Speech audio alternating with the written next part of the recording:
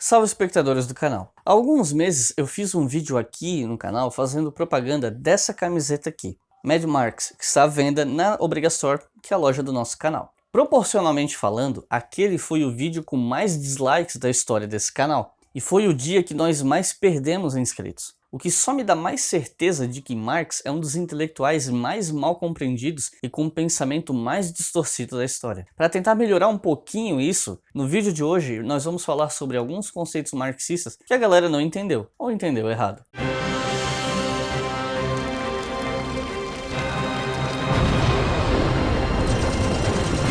Outra coisa, excelência.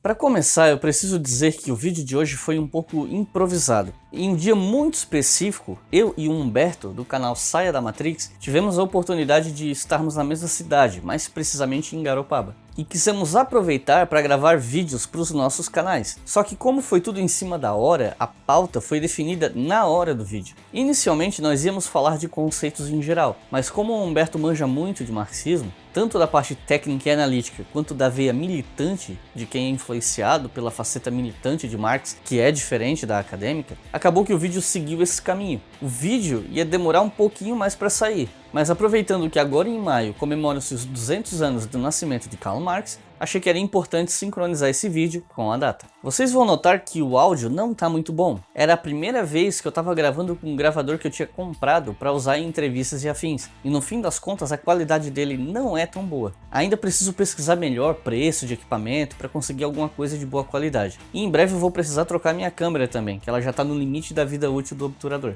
Felizmente, nós temos a nossa campanha no Apoia-se, que permite que nós possamos planejar essas coisas. Sem ela, alguns vídeos que vocês viram e ainda verão no canal, nem poderiam ter acontecido. E dá para resolver melhor essas questões de equipamento quando dá algum problema. Se você ainda não nos apoia, dá uma olhada no link aqui embaixo na descrição. Uma coisa importante, eu tava quase morrendo no dia que eu gravei esse vídeo por conta de um ataque da minha rinite. Então vocês verão que a minha situação tava péssima, minha cara tava péssima, eu tava piscando de um jeito estranho, o vídeo tem cortes bruscos em momentos que eu tinha que parar. Enfim, foi difícil seguir até o final do vídeo, mas acabou que deu tudo certo. E para finalizar, vale lembrar que todos os links de tudo que nós falarmos nesse vídeo, do que eu falei até agora, estão na descrição, incluindo o canal do Humberto. E já tem um vídeo no canal dele há algumas semanas, que foi o outro vídeo que nós gravamos, onde eu falei um pouco da minha trajetória acadêmica. E não custa avisar que os comentários desse vídeo são moderados. Se você não sabe respeitar os outros, nem perde teu tempo comentando. Aos demais, eu espero que gostem do vídeo e perdoem os problemas técnicos e a minha rinite. Então, vamos lá. Então pessoal, como eu já apresentei no começo do vídeo, eu estou aqui com o Humberto, do canal Saia da Matrix. Se você não conhece, eu vou deixar o link aqui embaixo na descrição.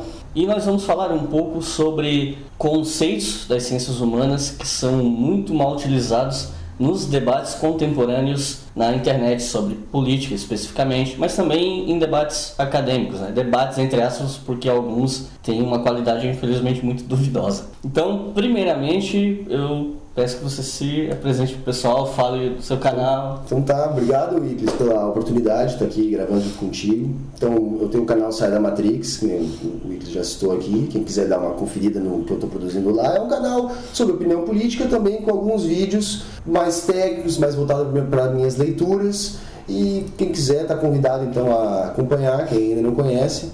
E vamos para esse bate-papo aí, vamos ver o que a gente pode colaborar para esse debate, que é o que a gente está buscando aqui na internet, né? Colaborar para esse debate. Bom, eu sei que você já está nesse meio, né, de fazer vídeos e consequentemente se inserir nesses debates há um tempo. Então, não estranhem, tá? Eu tô com rinite, eu não usei nada ilícito, vou avisar.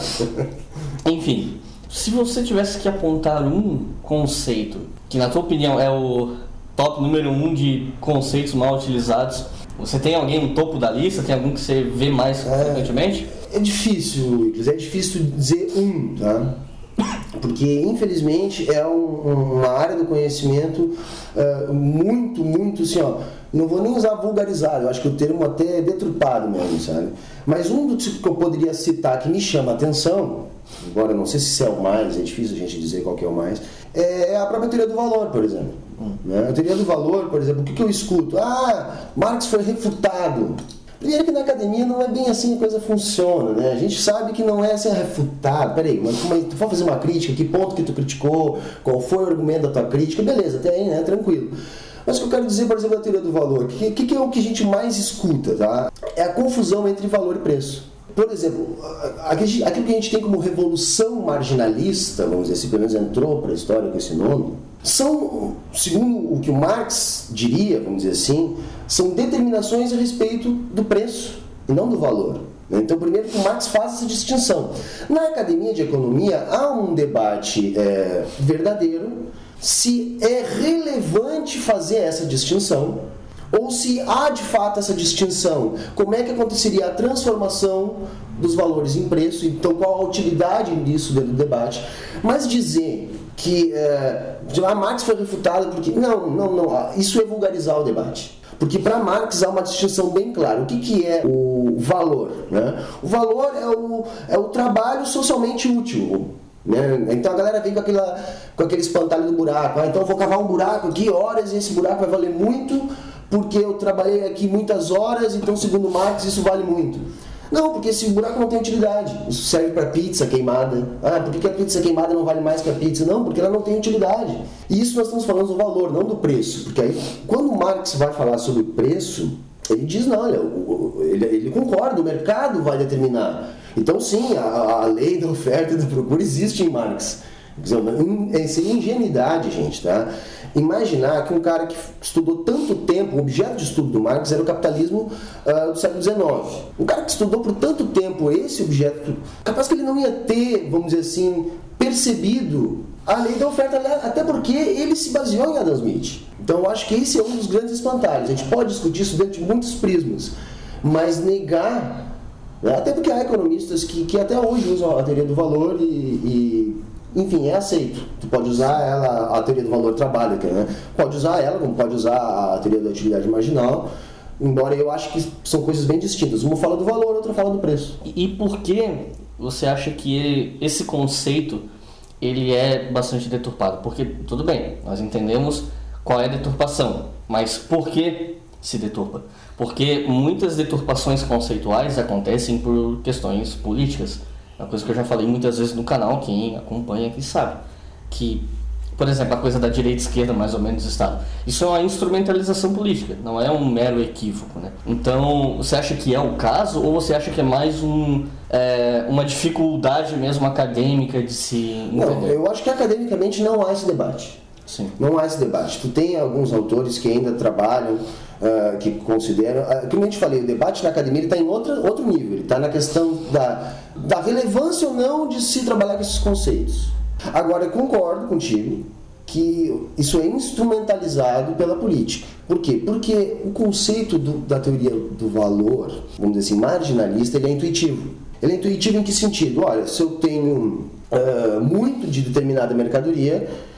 e tem pouca gente querendo comprar essa mercadoria, o preço dessa mercadoria cai. Se eu tenho o contrário, ele sobe. Isso é intuitivo. Né? Então, como aí de repente isso é instrumentalizado muito facilmente, o cara vai chegar e vai dizer assim, não, mas Marx vai dizer que o valor é determinado pelo trabalho. Então não interessa nada disso da lei da oferta, porque o que interessa é o trabalho. Então é muito fácil de vulgarizar, é muito fácil pegar uma pessoa que nunca leu nenhuma teoria, nem de um lado, nem do outro, e aí tu jogar dessa maneira, e aí tu instrumentaliza isso para política. Agora, claro, é uma especulação dizer o que está causando isso. Agora, na minha opinião, eu acho que sim. Está muito extremada a política no Brasil. E aí a gente sabe que isso é um processo que se retroalimenta, isso, né? Vai extremando e vai ficando mais extremado porque está extremo, pelo menos eu noto isso. E me preocupo. Mas enfim, eu acho que o argumento que eu daria seria esse. Eu compartilho dessa preocupação e foi inclusive por isso que eu resolvi que o canal teria um quadro chamado Conceitos Históricos, né? Porque se é para utilizar, vamos pelo menos usar direito, independente do que você acredita politicamente. Além desse conceito, tem algum outro conceito que te incomoda, o mau uso que é feito nas redes sociais? Provavelmente eu vou repetir essa pergunta até o final do vídeo, né? Porque a gente vai falar de alguns. Mas que outro conceito você acha que é muito deturpado, muito mal utilizado e que você pensa que é urgente a gente, pelo menos, elucidar, né, para o público geral? Cara, me incomoda a questão assim, porque a obra do Marx, né, ela é uma obra essencialmente de economia ou essencialmente de filosofia. Mas, sobretudo, eu acho que ela tem duas relevâncias muito grandes dentro da academia. Uma enquanto método, aí eu estou falando do materialismo dialético, e aí parece que como ele desenvolveu uma teoria revolucionária, vamos dizer assim, que é um recorte das coisas que ele apresentou pra gente, parece que tudo que ele desenvolveu enquanto método é inválido. Isso me incomoda profundamente, porque aí tu tem um método de análise da sociedade, que é o materialismo dialético, que é um dos pilares da sociologia enquanto ciência. Pelo menos eu, quando eu aprendi lá sociologia, eram os 3 porquinhos, né? Tu tinha que estudar Weber, Durkheim e Marx. E antes um pouquinho tu estudava lá Augusto Comte para entender como é que foi a formação do pensamento até chegar nesses 3, e ali tu ter o que vai, vamos dizer assim, ramificar para o que tem de mais atual dentro da sociologia. Os sociólogos aqui que estiver falando uma bobagem, me perdoem. Esse é um erro que eu identifico, inclusive, às vezes em comentários que eu recebo, muitos deles nada amistosos, de confundir marxismo com militância política. Marxismo, antes de tudo, é uma categoria de análise social, histórica. Então, ela é uma ferramenta da qual você pode discordar porque você acha que... Você pode achar que ela não funciona porque eu estudo, mas essa separação entre o Marx acadêmico e o Marx militante, muita gente não faz, e aí você joga a criança fora com a água do banho. Porque, por exemplo, assim, os cursos de história, né? Aqui a gente pode falar um pouquinho. Tem uma grande influência do marxismo, porque ele é uma ferramenta, como tu falou. Sim. Quando tu vai fazer uma pesquisa em história, tu pode utilizar dessa ferramenta ou de alguma das derivantes dessa ferramenta, porque hoje em dia, pelo menos quando eu me formei lá em 2006, já diziam pra gente, você no teu curso. Por exemplo, diziam pra mim, não, tu não pode citar diretamente Marx. Se tu quer usar dessa linha, tu vai ter que citar algum pós-marxista, algum neomarxista. Mas tu tem N linhas de pesquisa, tu poderia, sei lá, partir de uma linha pós-estruturalista, uma linha culturalista, depende de que ferramenta que tu vai utilizar. Eu acho que dá pra fazer uma crítica, de repente, tudo bem, mas negar a existência dessa ferramenta e de todas, vamos dizer assim, toda a capacidade de análise que se construiu com base nessa ferramenta, eu acho que é uma ignorância. Sabe, que a gente diz assim, não, então tu vai jogar tudo fora por causa de uma parte da militância política que tu joga, a política instrumentaliza isso tudo, e aí esse método, que na minha avaliação é um método válido, eu não vou nem entrar aqui numa questão de juízo-valor se ele é melhor ou pior, mas é um método, né? E aí complica. Então, por exemplo, o materialismo é um outro ponto que me dói bastante a maneira como ele é utilizado, que parece então que você não pode olhar para a sociedade dessa maneira, e eu acho que isso está errado, eu acho que é isso. Bom, e em linhas gerais, como você define o materialismo dialético? Tu tá louco pra me enralar, né? Os marxistas sabem que o Marx, ele não costumava dar conceitos, né? Tipo assim, ele trabalha com categorias. E isso tem a ver com o materialismo. Então a primeira coisa é entender isso. Sim, mas assim, a tua interpretação, como você lida com esse conceito? Não, mas então, como ele trabalha com categorias e não com conceitos, essas categorias, segundo a dialética materialista, elas são dinâmicas, né? Então, por isso que é materialismo dialético. Então ele busca de Hegel a dialética, aquela ideia de que tu tem uma tese, uma antítese que se transforma numa síntese, que ao mesmo tempo é uma nova tese, e isso se retroalimenta. Então daí vem, vamos dizer assim, a dialética. O Marx era um hegeliano. Só que o que o Marx ele faz? Ele traz essa dialética para a análise da realidade material. Por isso, materialismo dialético. Então ele olha para o objeto dele, que no caso era o capitalismo, e ele percebe que esse objeto é dinâmico. Ou seja, ele não é estático, ele está em permanente, ele só existe na sua dinâmica. Que a dinâmica é parte da categoria, constituinte da categoria. Então, o que é o materialismo dialético? É um instrumento para analisar a sociedade capitalista, que se baseia na dinâmica causada pelos antagonismos entre os agentes, entre a própria materialidade do objeto.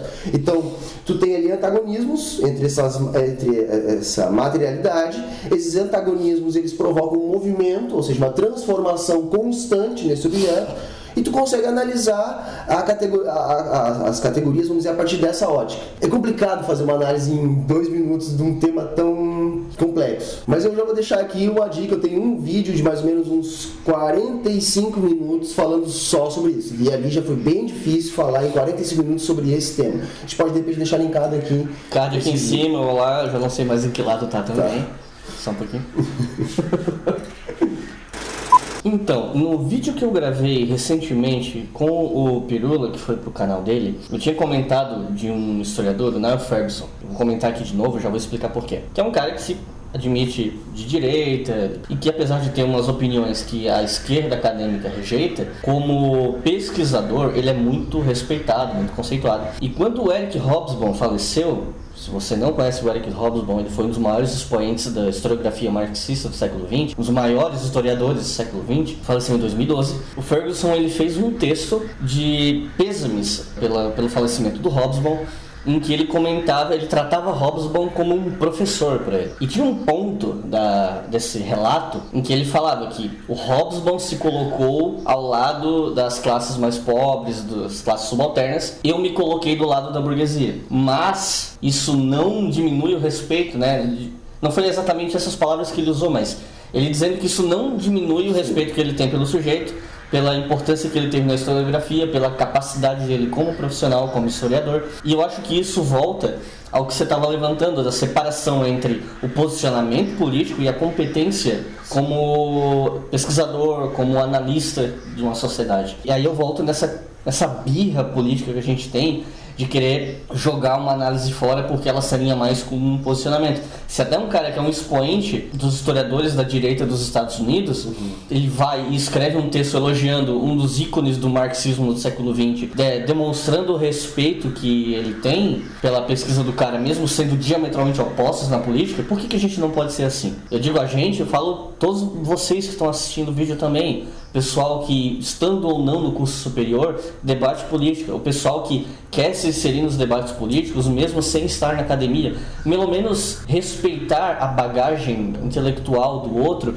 e separar o que é análise e o que é política. Às vezes é um pouco difícil, é um pouco nebuloso, mas a gente precisa tentar e não descartar tudo, porque ele aparenta estar num campo que a gente não gosta. Enfim, era um comentário que eu me lembrei dessa história que a gente conversava, que eu acho que é importante a gente ter essa dimensão, né? Além desses, que outros conceitos, categorias, etc., que você vê nesses debates, porque eu sei que você se insere nesses debates, muita gente aparece no seu canal, às vezes de uma forma não muito amistosa, para falar sobre isso. Então, que outros conceitos que você acha que são importantes, assim, de ser elucidados, levando em consideração que aqui a gente está chegando a mais pessoas, né? Então, a gente tem que aproveitar essa parceria, né? Primeiro que sim, né? No meu canal eu tenho alguns vídeos, isso quem entrar novo no meu canal vai perceber uma postura mais militante, em outros uma postura mais técnica, e como eu tenho em alguns momentos uma postura mais militante, eu desperto muito ódio. Então as pessoas vão lá e eu costumo, ainda brinquei antes aqui com o Iclis, né? Eu costumo responder para as pessoas de acordo com a educação que elas comentaram no meu vídeo, né? Então, não sei se isso é politicamente correto, mas enfim, é assim que eu faço. Um outro conceito que eu acho que também aparece muito, assim, aquela ideia assim, mas o que Marx falou deu errado. Tá errado. Por quê? Porque tá errado porque a Guerra Fria quem ganhou foi o capitalismo. Então, a partir disso, como tu tinha uma experiência baseada numa ideia, a princípio, marxista, como deu errado, então todo marxismo deu errado. Aquela tese triunfalista do fim da Guerra Fria de 91 que você vê no Fukuyama, Samuel Huntington. Só que aí se joga fora toda uma coisa que, na minha avaliação, é uma influência justamente da Guerra Fria no capitalismo, que, por exemplo, é a social-democracia. Sim. Eu vejo a social-democracia como uma reação do capitalismo liberal, vamos dizer assim, naquela ideia de produzir qualidade de vida durante a Guerra Fria, naquele modelo ali, porque em algum momento se parecia que, pelo menos no leste da Europa ali, o socialismo conseguia entregar alguma qualidade de vida. Então, o modelo ocidental tinha que trazer essa resposta. Isso é a minha avaliação, tá, gente? Agora estou entrando no que eu avalio a respeito dessa história, o Ix pode dar o que ele pensa disso também depois. Mas eu vejo dessa maneira que durante essa Guerra Fria, muito do que se tem, que a gente chama de conquistas sociais, da qualidade de vida, por exemplo, dos nórdicos, que a gente fala muito, das sociais-democracias, enfim, muito veio também dessa influência, embora não seja uma influência direta, mas a dinâmica que o mundo passou a ter em função da Guerra Fria forçou, entre aspas, aquilo ali. Então eu também acho assim, então não dá pra jogar tudo fora, porque aquele modelo de experiência ali deu errado. Então isso também pra mim é uma de certa maneira, é o que a gente estava falando agora há pouco sobre dialética, né? de tese e antítese virar uma síntese. De certa forma, a noção de que você precisava oferecer maior qualidade de vida para as pessoas numa Europa arrasada pela guerra, e com esse avanço do socialismo pelo leste e a tentativa de Stalin de empurrar a zona de influência soviética o mais a oeste possível, né, necessita também de uma resposta. E durante muito tempo, esse boom econômico dos anos 50, 60 na Europa foi dominado especialmente pela social-democracia, porque num contexto de privação material tão grande, você precisava de fato oferecer um mínimo de qualidade para essas pessoas que estavam reconstruindo suas vidas, os seus países. Obviamente que não funcionou identicamente em todos os países, em alguns, por exemplo, se você pegar a Alemanha, por exemplo, a Alemanha ocidental, a gente não pode só atribuir crescimento econômico e reconstrução a um sistema econômico, porque a gente tem que lembrar do Plano Marshall, que injetou muito dinheiro na Europa. Não só na Alemanha, né? Não só na Alemanha. Mas a Alemanha foi uma das principais beneficiadas, sim, porque afinal de contas tinha aquela situação em enclave que era Berlim, né? Então, Berlim era simbólico, além de tudo. Então jogar muito dinheiro lá e fazer prosperar era uma espécie de vitrine também, né? Do tipo, olha, tá vendo como a gente faz melhor? Porque na verdade, assim, eu acho que a Primeira Guerra ensinou. Deixar a Alemanha esgualepada depois da Primeira Guerra ali, qual era a proposta? Ou era a proposta soviética, né? Ou era a proposta mais fascista, que surgiu desses escombros aí. Então, eu acho que também entra nesse contexto, né, de ter uma outra alternativa. Lidar de maneira diferente para tentar impedir que as privações materiais, etc., gerem outros demônios, entre aspas, como aconteceu no caso da primeira, concordo. Bem, a gente não definiu anteriormente assim, uma lista de todos os conceitos que a gente deveria ou poderia falar. Foi uma coisa mais orgânica, a gente sentou, conversou aqui mesmo sobre alguns pontos que a gente achava interessante. A minha proposta com esse vídeo era trazer a expertise do Humberto, especialmente em áreas que eu não domino tanto, para a gente discutir isso, porque que vocês que acompanham o Leitura Obrigatória sabem que eu tenho essa preocupação. Olha, antes de apontar o dedo para a academia, para o conhecimento desenvolvido, né, por pesquisas, etc., vamos pelo menos entender o que está por trás disso, qual é a lógica, como funciona, para depois fazer uma crítica. E nesse momento de polarização política, a gente está passando por uma situação onde a academia é extremamente demonizada ou tratada como inútil. E tem vários outros canais aí pelo YouTube que têm se esforçado em fazer o contraponto, dizer, olha, não é assim. Então, eu queria muito agradecer a tua presença aqui. Acho que tua fala foi bastante importante em elucidar esses conceitos que realmente são complicados. Eu sei que vai ter gente aí que vai ficar indignado, pô, mas ele só falou de conceitos marxistas. Mas é aquela coisa, são as tuas leituras, é a tua bagagem, é aquilo que tem mais domínio. Querendo ou não, gostem ou não, é uma das áreas do conhecimento das ciências humanas que é mais deturpada, novamente, por uma questão de instrumentalização política. Ou seja, esse vídeo aqui não tentou te transformar num comunista, não tentou fazer você comprar a camisa de Che Guevara. Mas, tudo bem, você quer continuar crítico às coisas que você acredita ou não, beleza, mas pelo menos a gente entende. Depois assim, né? Quer criticar? Critica direito. Sim. Vamos falar mal, vamos sentar junto, nós dois vamos falar mal, mas vamos lá. Vamos falar mal direito, isso é o que eu estou querendo dizer. E às vezes que incomoda um pouco a gente. Então, obrigado, Iclis, pela oportunidade, né, porque às vezes a gente se sente um pouco tóxico no YouTube quando a gente faz militância. Porque aí os canais que não fazem militância, como é o teu canal, que é um canal mais de análise, né, mais de fazer discussão, aí acaba que ninguém quer dialogar com a gente, porque justamente as pessoas não conseguem separar as coisas. Sim. Então eu achei bacana de tu abrir esse espaço aqui para um canal menor e ainda que faz esse tipo de trabalho, tá? Então era isso, galera. Quem gostou, quiser conferir lá o meu canal e não conhece, vai ficar linkado aqui. E mais uma vez, obrigado. Eu acho que era isso. Então é isso. Deem o feedback aqui embaixo se vocês gostaram. Se quiserem deixar algumas dúvidas, alguma coisa que não ficou muito claro, fazer alguma pergunta, na medida do possível, né? Vai ficar tudo aqui embaixo. Então, muito obrigado a todos vocês e até a próxima. Bom, então é isso. Muito obrigado a quem assistiu até o final, a quem sabe fazer um comentário com respeito a quem está tentando produzir algum conteúdo legal para vocês. E se você ainda não é inscrito, inscreva-se no canal e nos ajude a crescer. E dá uma olhada no Saia da Matrix também, para ver o que você acha do trabalho do Humberto. Os links para tudo que eu citei estão aqui embaixo, incluindo a nossa loja e a campanha do Apoia-se. Muito obrigado e até a próxima.